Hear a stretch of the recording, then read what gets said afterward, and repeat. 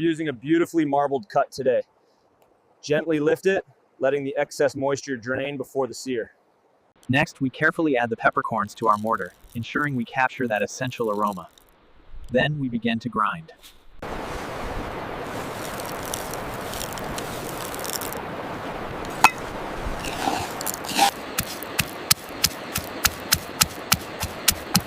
We're looking for a coarse grind here, something that'll really stand up to the meat. Just look at that texture.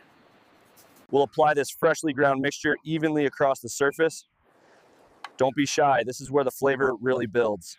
Next, we apply the spice mixture. Pat it down firmly on all sides to ensure even coverage. Out here, a ferro rod is essential. Scrape hard, aim for the center of the tinder, and then gently blow until it catches.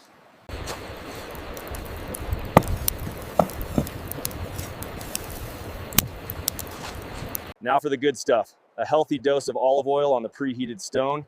You want it shimmering right before smoke point.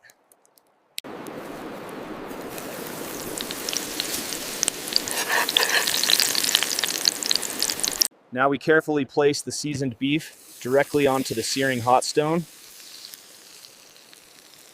Now, using a sturdy metal spatula, we carefully slide it underneath and give it a flip, revealing that beautiful, perfectly seared crust.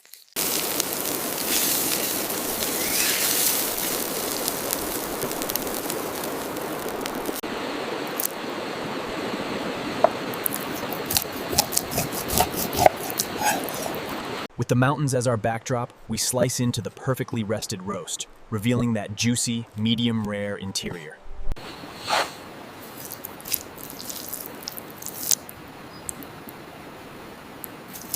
And finally, we take the perfectly seared venison and give it a nice, slow bath in our creamy romesco sauce.